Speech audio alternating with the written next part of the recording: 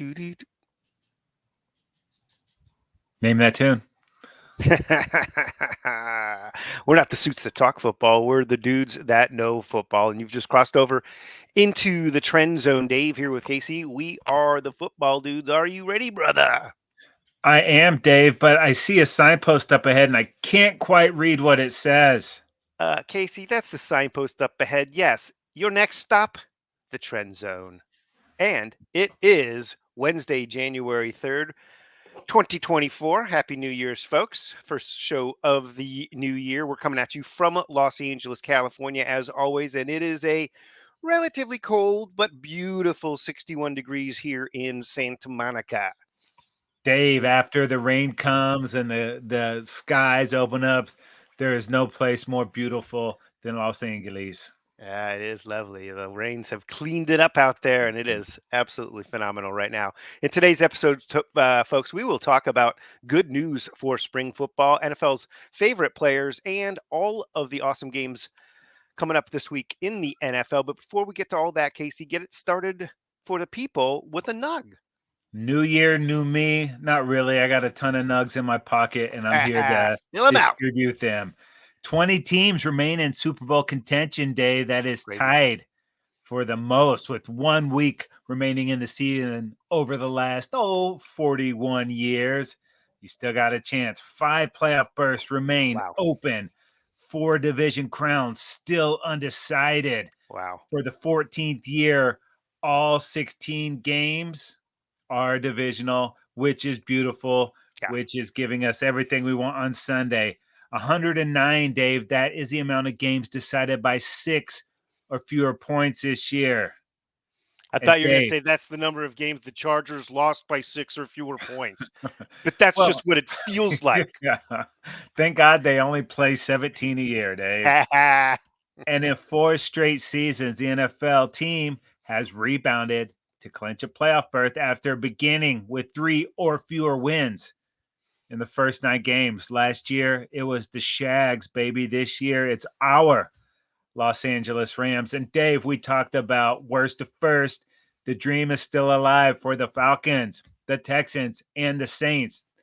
If they win and everything goes their way Sunday, they could do just that. Pretty impressive, pretty competitive, and totally awesome. Yeah, and in fact, during that time period where all of those teams are making those worst to first, Casey, a couple of times teams actually went all the way to win the Super Bowl. So it's not too late, Atlanta, Houston, and New Orleans. You've got a chance. You're telling me there's a chance. The Trend Zone, now available for subscription. Spotify, Apple Podcasts, Google Podcasts, Amazon Music, wherever you get your podcasts. Please, folks, go ahead and subscribe right now. Dave, I'm going to put an offer out there real quick. Anybody that subscribes today gets it for free. Free of charge, folks. You cannot beat that. Okay? All right. Let's move on to the top trending stories, Casey. As football junkies, we're particularly stoked about this next story. Completely stoked, dude. The XFL and the USFL are going to do a meld and merge together to create the UFL. Does that mean our fantasy league will have to get a new name? I don't know. We are the ultimate fantasy league here, the UFL. So. Oh, wait. Who's the champ, the ultimate fantasy for 2023? Oh, that would be the Foul Boys. Congratulations. Thank you, sir. Your best move, me benching Goff in a critical playoff game. Yeah, but hey, I got in at 7-7. Just got to get into the tournament. That's what it's all about. And once you're in, anything can happen. But we're here to talk some UFL of the other varietal 8-team league. It's going to start on March 30th. And it's taken 4 teams from the USFL, 4 teams from the XFL. We're talking the Birmingham Stallions, Arlington Renegades, Bobby Stoops and Arlington Renegades. Yeah. Houston Roughnecks, Memphis Showboats, Michigan Panthers, DC Defenders, San Antonio Brahmas, and the St. Louis Battlehawks. Not sure what set of rules they're going to use for this because the leagues were a little bit different. But Dave, what this does guarantee is spring football is here to stay. We saw the investment from ESPN into the XFL last year. You actually saw them reporting on it and giving us all the games. we'll get even more of that. And you can't have too many quarterbacks and you can't have too many offensive linemen. And that's what this league is best at doing. And also, let's not forget, officials need, grooming too. Obviously, Do they?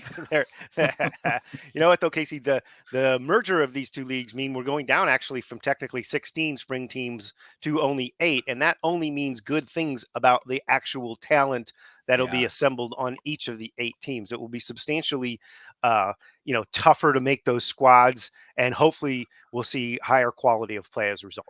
And you've seen it firsthand. Parham, your tight end with the Chargers. We've seen him in the games. Cavante Turpin and Brandon Turpentine. Aubrey for my Cowboys. Obviously, major contributors. Aubrey looking for a Pro Bowl. Turpin with the Pro Bowl last year. There's talent in this league, and maybe they just need a little more coaching or game time to get the skills up to the NFL. It's a win for everybody, dude. Huge, huge. All right. So some huge losses, unfortunately, around the NFL, Casey, in the injury bug keeps on nibbling. Yeah, especially down in Southie, dude. Unfortunately, the Dolphins lose edge rusher Bradley Chubb, torn ACL, fourth quarter of that blowout loss to the Right. Ravens. There's two schools of thought in here. Why is your one of your best players in a game that's a blowout? The other is this guy's making a ton of money. You know, I'm sure he wanted to be in the game. These guys don't want to sit out when the game's out of hand. So just unfortunate, dude. 11 sacks, 11 TFLs, 22 QB hits, and he was leading the league in forced fumbles with 6. So total bummer. You match that up with Jalen Phillips. Now both of the edge rushers for the Dolphins out of there, create some more opportunity for Van Ginkel, but Van Ginkel is not a Chubb, dude. Nope, no doubt about it. He wasn't the only one, Case. A couple other stories to report here in the negative injury category. Yeah, Nefe Sewell, the Saints linebacker, he's going to miss the rest of the season with the ACL. And Jags wide receiver slash returnman Jamal Agnew, he suffered a lower leg fracture. He's going to be out for the season. And then Cardinals left tackle DJ Humphries tore his ACL last week in that upset win over the Eagles.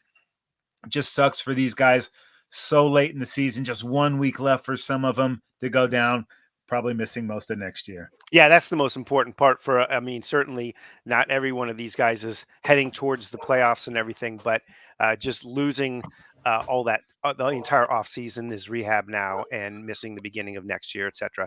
It's a shame for these guys. All right, Casey, the NFL has no Pro Bowl anymore, but they have the Pro Bowl games, and we still get to vote on who gets to go to those and who gets the accolades.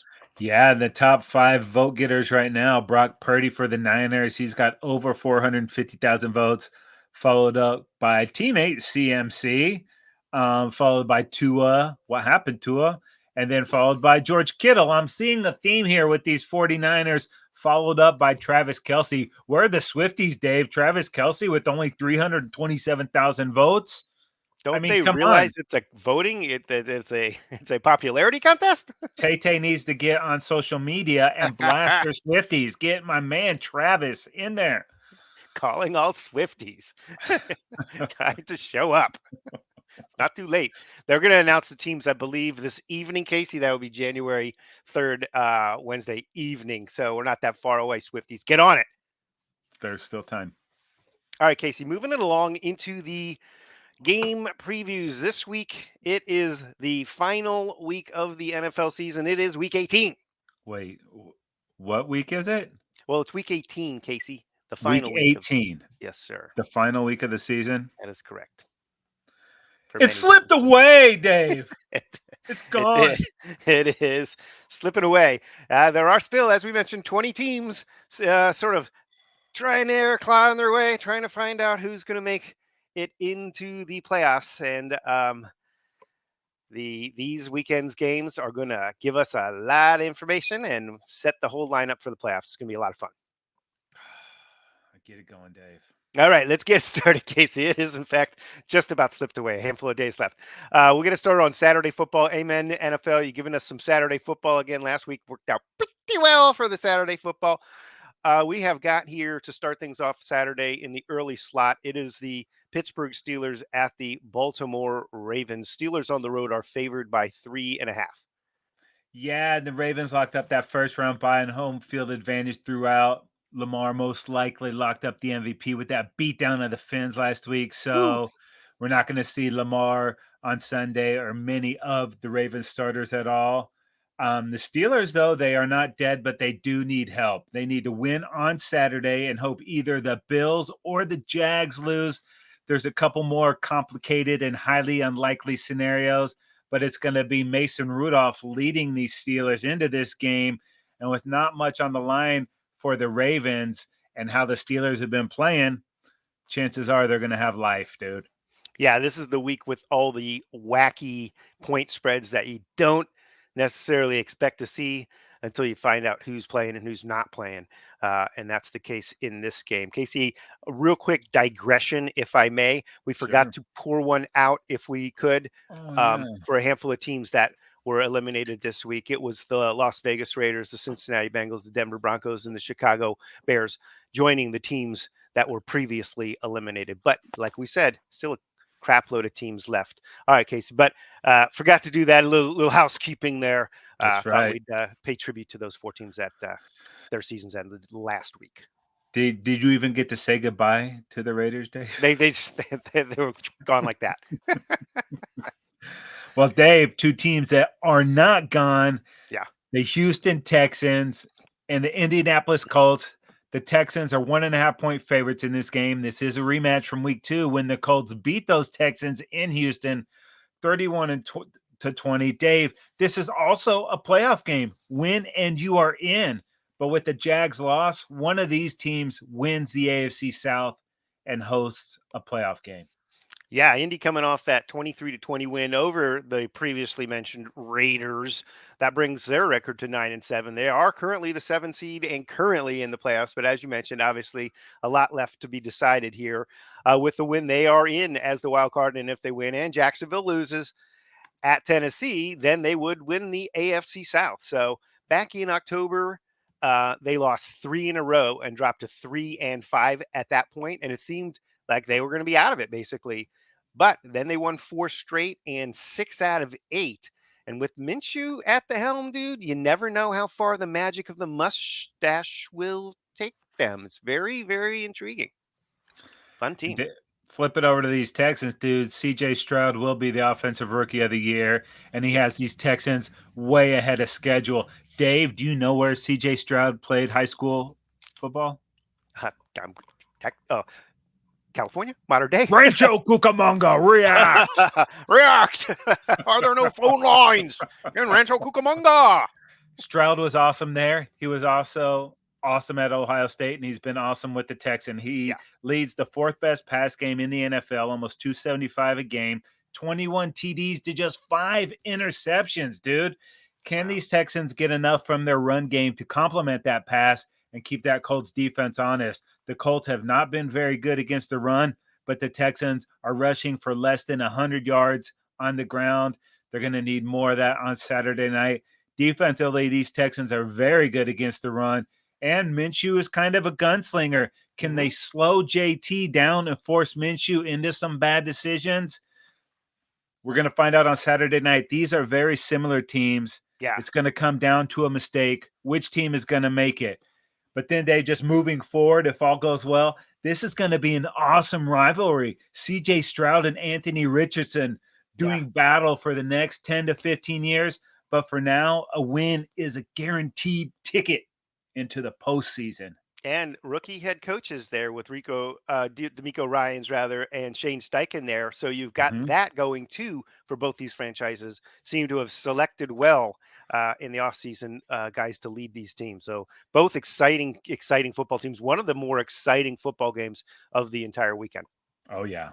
Okay, let's move it along to Sunday in the early action, Casey. We'll start things off with the Cleveland Browns at the Cincinnati Bengals. The Bengals are at home favored by 6.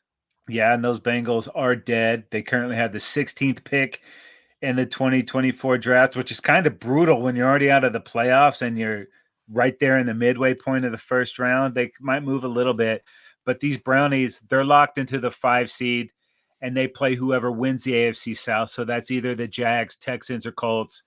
Brownies are going to rest Joe Flacco and others there.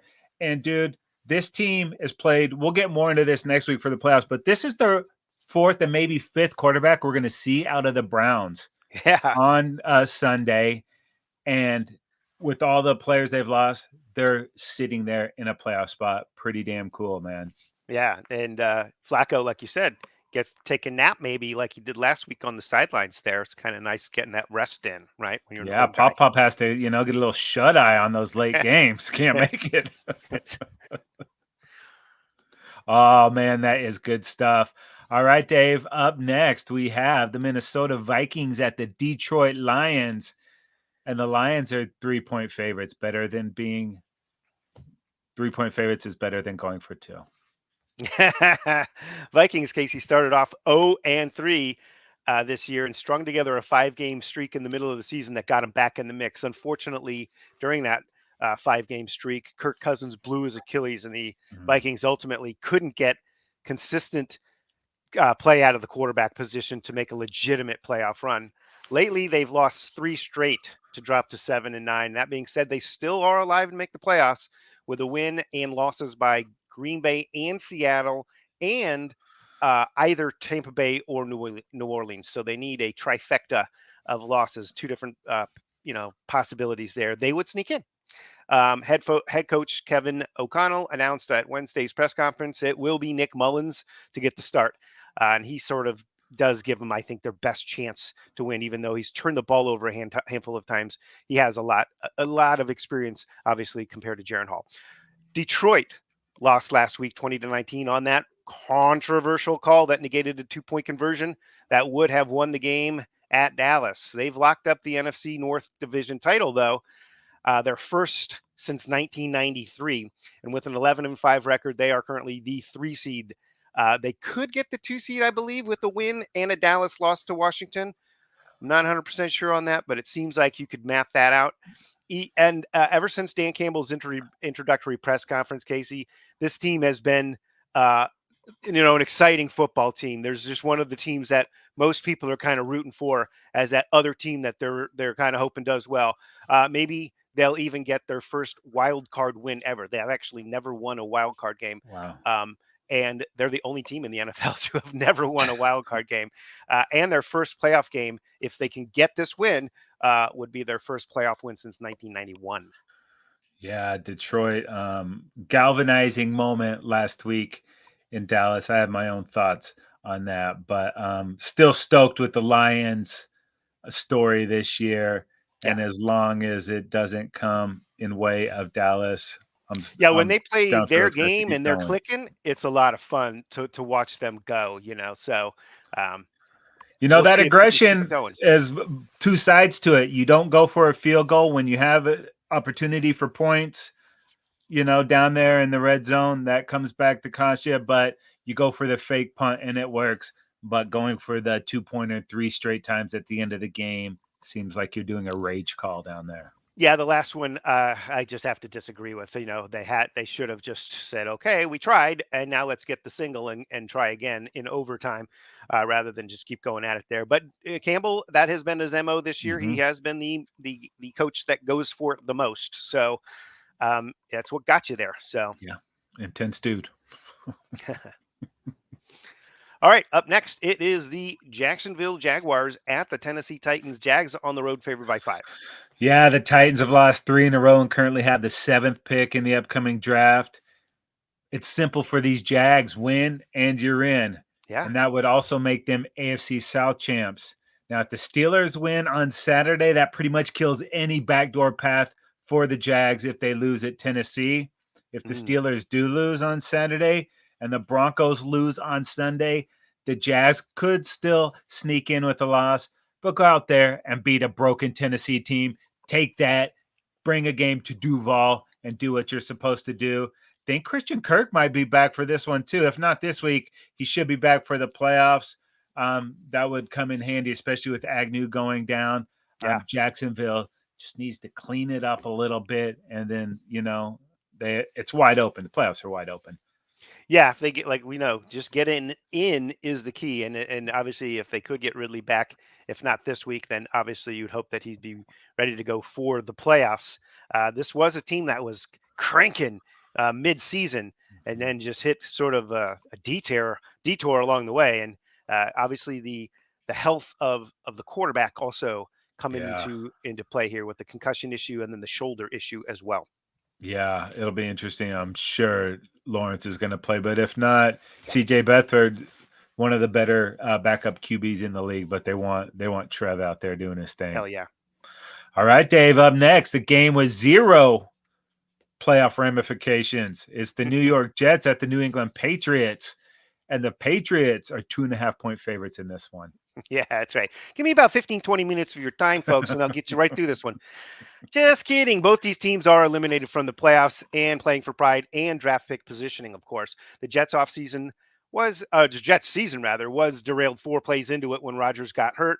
And at 6-10, they are currently picking 8th in the draft. Robert Saleh is likely to be retaining his head coaching position to see what they can do with a healthy quarterback next year. The Jets will start quarterback Trevor Siemian in Sunday's finale here against the Patriots. The Patriots, on the other side, like the Jets, suffered from poor quarterback play this year, and they're having the worst season in Belichick's 24 years as head coach of New England, and also including 5 years that he was head coach of Cleveland. So he's having his worst season ever in terms of win-loss percentage. They're currently set to pick 3rd in the draft. Will Belichick still be calling the shots next season? We're in the dark on that one at this point in time. Yeah, and that's a big sticking point. He was known as his draft guru. It's not really played out that way the last few years. If they can find an amicable way to split, maybe it actually does happen this year, which would be crazy. But he wouldn't be the first Super Bowl winning coach to get fired. Maybe the first Super Bowl winning coach of 6 Super Bowls, but not just one. I mean, I would think that there is some talk about training him. I think that's garbage. You just let him go.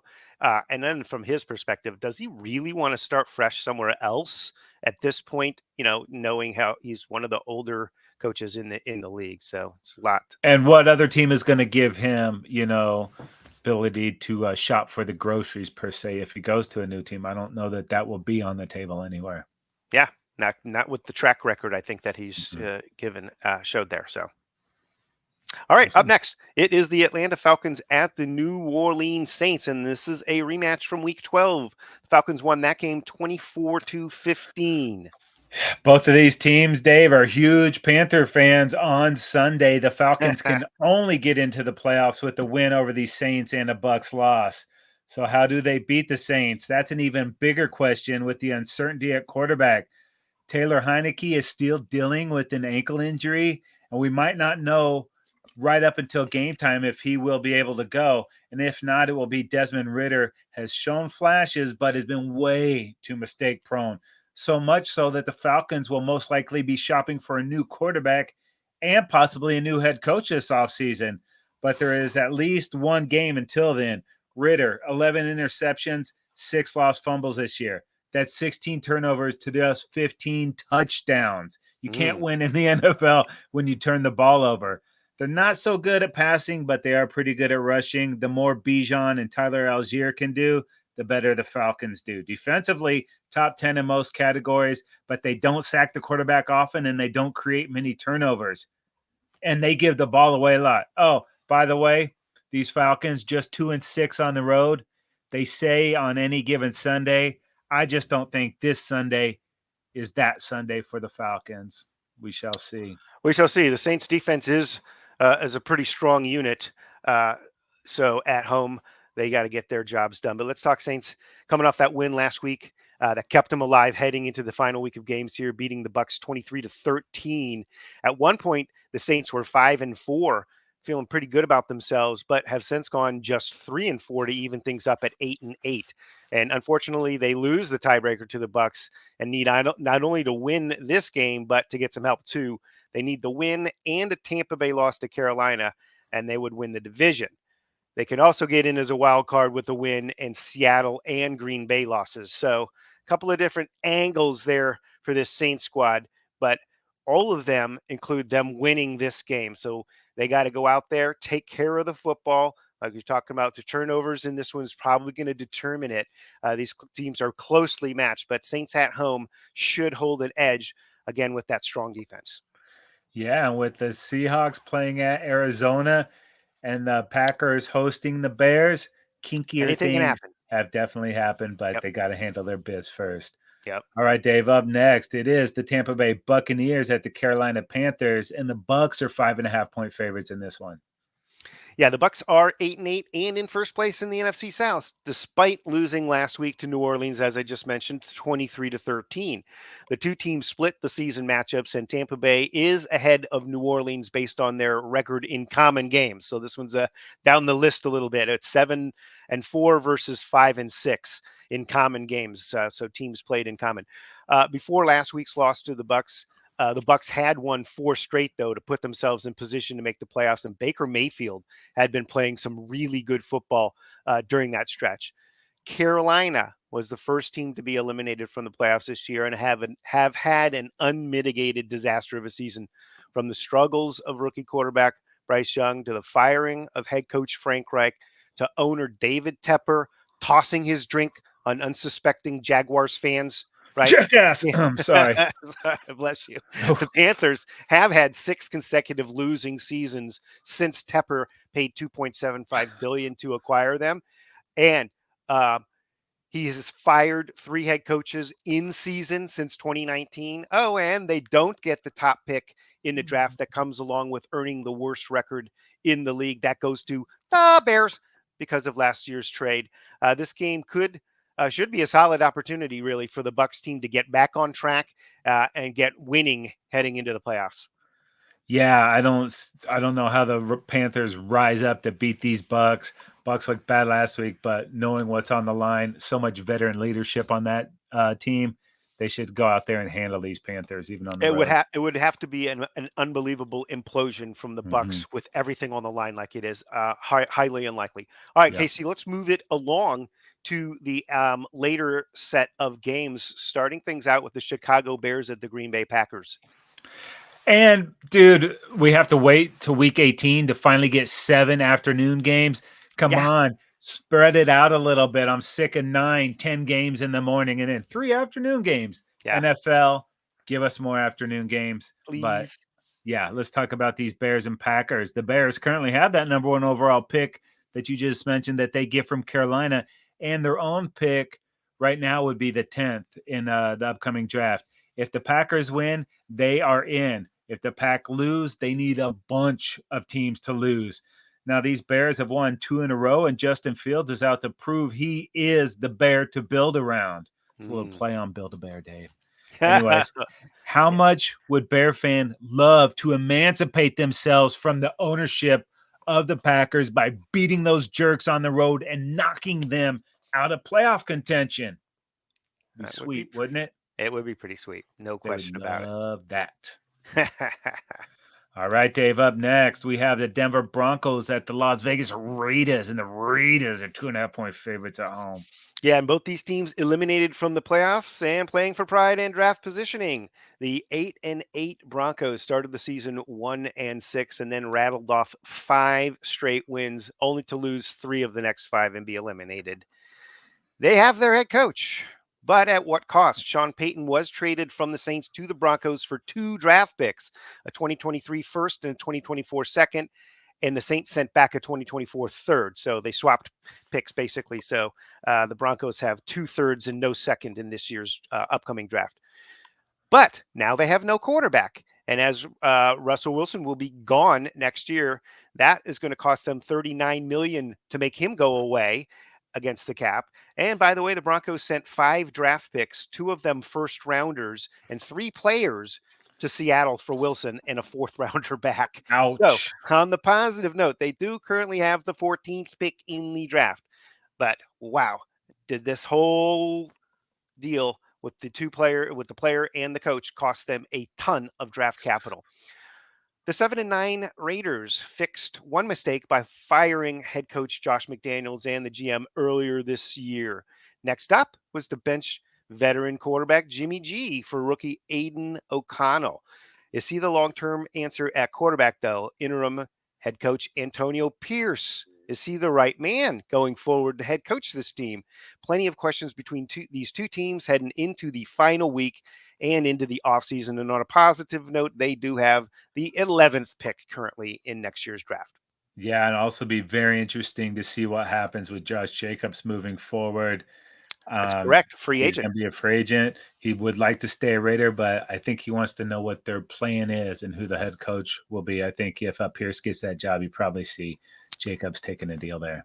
Agreed. Okay, moving it along. It is the Philadelphia Eagles at the New York Giants. The Philadelphia Eagles are favored by 5 in this one.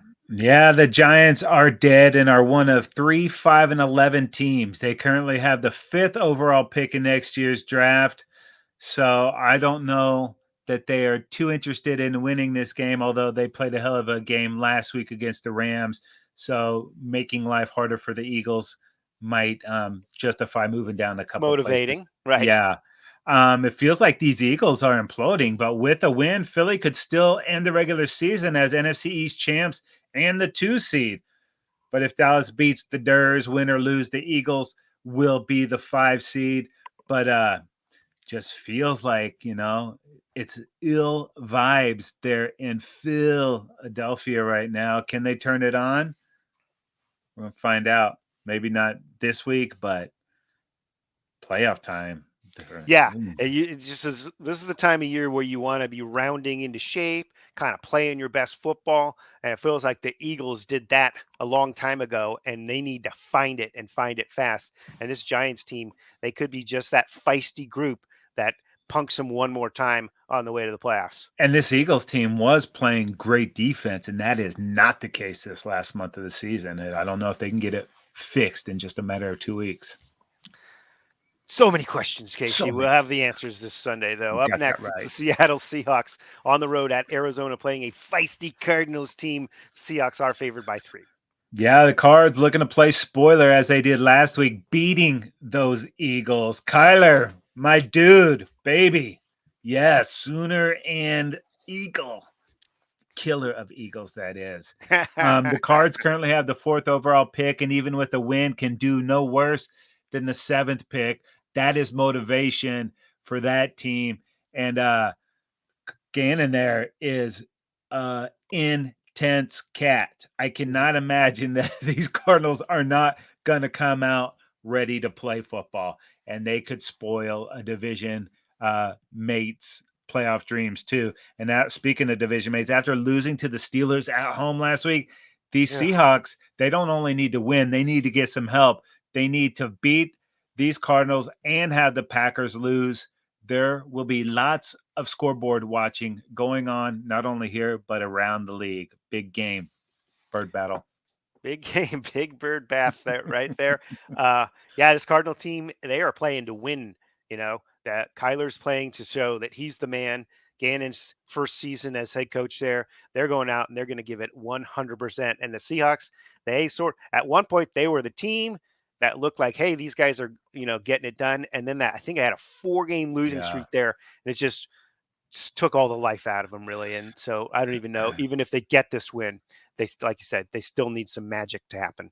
Absolutely. All right, Dave. Up next is the Kansas City Chiefs at Los Angeles Chargers. Chargers, 3-point favorites in this one. Yeah. Okay. The 10-6 Chiefs come off a 25-17 win over the Bengals, and have clinched the AFC West. They are locked into the 3 seed. The Chiefs' offense has struggled this season, and the team has not won 2 straight games since week 6 and 7. Ugh. Isn't that crazy? That's Just alternating wins and losses, except there were 2 losses in there in a row. The defense, though, has been great.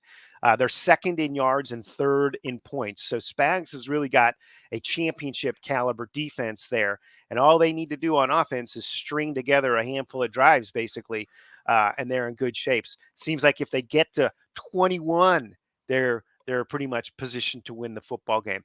All right, the Chargers season has been an unmitigated disaster. Now at 5-11 and losing 6 games by 3 points or less, no team can claim to have underachieved like the Chargers. At one point, the team was 4-4 and seemed close, only to lose 7 of the next 8. Ugh.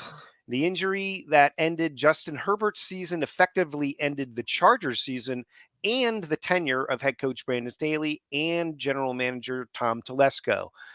The roster needs an overhaul at this point in time, as the cap is a mess heading into next year.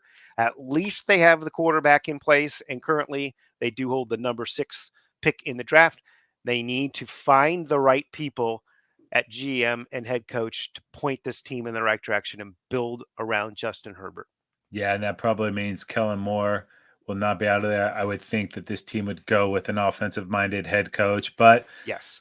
we'll see what happens. Who knows? Lots of pieces to build around there. Lots of interest with the Chargers. You mentioned Justin Herbert there, so it is going to be a very choice gig. And there is a coach from a blue and yellow team in the talks to be a coach of a blue and yellow team. So We we shall shall see. see. Dave, let's go ahead and keep this in Los Angeles. We have the Los Angeles Rams at the San Francisco 49ers, and the Niners are 3-point favorites in this game. Yep, and the Rams and 49ers are both in the playoffs at 12-4. The 49ers have won 7 of the last 8 and have locked up the top seed in the NFC, home field, and the bye. Now they have to decide how to handle a game that does not impact their postseason at all, as long as people stay healthy. How many players will be held out to prevent the injuries or get that much needed rest? How important is momentum heading into the bye week for these guys? Because now they have a game that doesn't count and the bye. So the next game that counts for them is ways away. 49ers have already ruled out Christian McCaffrey in this one. More on those situations later. The 9-7 Rams, they've won 6 of their last 7 and clinched a playoff berth. They're currently the 6th seed, but a loss combined with a Green Bay win, and they would fall to the 7th seed because they lost the head-to-head to Green Bay. McVay has been one of the coaches that seems to be most willing to rest players heading into a meaningless game like this. A couple of 5th-round picks, though, Puka Nacua and Kyron Williams, have been workhorses for the Rams. Mm-hmm. Puka needs just 4 catches and 29 yards to break records for most receptions by a rookie and most yards by a rookie ever. So something to be thought about there. Even those guys have got a ton of wear and tear on them this season, but maybe keep them in for a couple of plays, dial it up and get them there. It is overall going to be Sam Darnold versus Carson Wentz in this game, as both teams have recently announced that the starters will not see the field, and we are getting Darnold versus Wentz. Yeah, dude, this in the Bizarro world, those cats lived up to their draft status, and it's a battle between the 1st and 3rd overall quarterbacks drafted in the 2016. It's crazy, dude. Yeah. It is not for long, but I don't really want to see the Rams again, and I would love to see them sit in that 6th seed with a potential matchup with Detroit in the 1st round. Stafford and Goff. That is a freaking storyline. That's right. Let's see. Hopefully that thing happens. Ooh, tasty. It's got plenty of meat on the bones there. Stafford versus Goff and the trade to get rid of Goff out of Los Angeles, right? Mm-hmm. All right, up next, Casey, it is the Dallas Cowboys at the Washington Commanders. Cowboys are favored by 13. Woo. Yeah, dude, the Commodes have been flushed and have lost 7 games in a row. They currently have the 2nd pick in next year's draft. They're also most likely looking for a new head coach, too. The vibes are all bad in the nation's capital, but their hatred for Dallas runs deep. With a win, Riverboat Ron could stick it to the man, as the Durs could drop to around 6th or 7th pick from that second one. That's not good if you're looking at drafting one of the 2 top quarterbacks coming into the NFL. Now, the boys control their own destiny. A win and they lock up the 2 seed in at least one home game, where they've been very good, actually undefeated this year. They can still lock up the 2 with a Philly loss, but to hell with that, Dave. Go beat a team willing to take an L, play clean, play mistake-free, and take this team's pride and go into the playoffs feeling confident, dude. Don't mess around. Let's get it going, man. Yeah. The only guy that stands in the Cowboys' way, Howell, who's going to get the start in this one, Casey, and he wouldn't mind if the draft pick went from 2 to 5 or 6, right? And they got so far away from one of those top-notch quarterback prospects coming out. He's played pretty well, but at this point, if they stick with that 2nd overall pick, I can't imagine them saying that his performance was worthy to pass on one of those players. So a lot on the line. As you mentioned, Riverboat Ron would have to basically pull a rabbit out of his hat to save his job at this point in time. A new owner there with lots of money coming out of his pockets, certainly going to look to reinvent that franchise and uh, get the Commanders back to the good old days of Washington football. Yeah, and The those birds FTs. beat the Cowboys last year in Week 18 when they didn't have anything to play for, but it feels all bad in Washington right now. So Yeah, and the Cowboys just got to take care of business, roll over the Commanders, start resting guys in the second half, and get ready for a big time playoff run. oh, yeah, baby. I'm stoked for that. And I'm stoked for this one, too. Sunday Night Football, the last regular season game of 2023. We're talking the Buffalo Bills at the Miami Dolphins. Dave, Bills 3-point favorites. This is a rematch from week 4 when the Bills put a 48-20 beatdown on these Fins. Remember the week after Miami beat Denver 70-20? They were on their way to the Beautiful. Super Bowl. Bills beat them down there. This is going to be a good game, dude. Lots and lots on the line for these guys. Yeah, this is an absolutely huge game. That is why the NFL wisely stuck this one into the evening slot on Sunday for Sunday Night Football. The Dolphins had won 5 of the last 6, but they're coming off a blowout loss to the Ravens, 56-19, pounded. Right at 11-5, they have clinched a playoff berth, and they're currently the 2 seed. A win would preserve that seeding, but a loss, and they would lose the division, and that would drop them to the 6th seed. And road games likely throughout the playoffs. So enormous at stake, quantity at stake here. This has been one of the most exciting and prolific offenses that the Dolphins have put on the field all season long, right? But they are banged up, and not having some key pieces on offense like Waddle is questionable going into this one. Mostert questionable going into this one. They weren't there last week, and it really does change when you don't have your stars out there, what you're capable of doing, right? It ruined my fantasy chance too, but I digress. And they're also out a couple of big time players on defense. Jalen Phillips, we mentioned, on IR. Bradley Chubb will be out on this one. Xavier Howard is doubtful for this one. So they're down a boatload of players and in their, the biggest game of the season. Everything has led up to this point. And yeah, I mean, they've got their playoff berth, but do you want to let the Bills in? That's the big question. Yeah, dude. These Bills have risen from the ashes, dude. 1-4 in a row. Have come from out of the playoffs to just 1 win away from the 2 seed. A home game would be good because these Bills 3-4 away from the protection of the Bills Mafia. Josh Allen will make you laugh and cry, but it might be the Dolphins crying on Sunday. Josh Allen 9-2 in the regular season against the Dolphins. In those 11 games, he's averaging over 3 touchdowns per game, 273 passing, and only has 5 interceptions, 110.8 passer rating since 2018.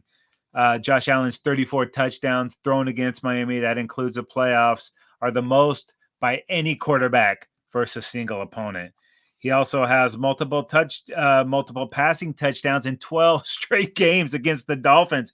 That is the longest streak by a QB versus one opponent in NFL history. When I'm telling you Josh Allen likes to play the Dolphins, I'm telling you Josh Allen likes to play the Dolphins. In 11 regular season games versus Miami, the Bills averaging 34 points a game, over 411 yards in offense, and have scored touchdowns on 78.6% of their trips into the red zone. Wow.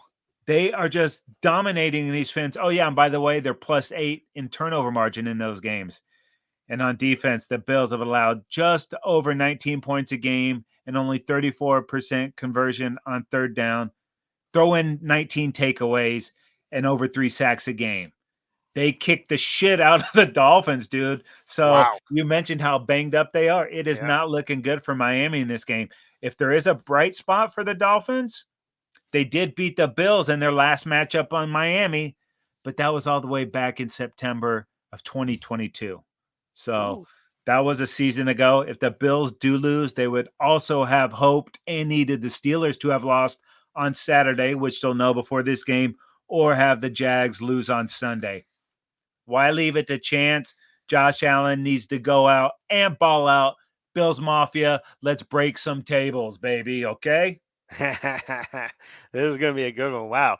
That certainly is a disparity there. So Vic Fangio and that Dolphins defense have got to step it up and slow down Josh Allen in this one. But the Dolphins offense has obviously got to get back into that rhythm. I don't know how many of those guys are going to be able to go in this one, but man, get yourself taped up, shot up, whatever it is. 'Cause this is it, man. Get out there and take care of this game and take care of your division opponent.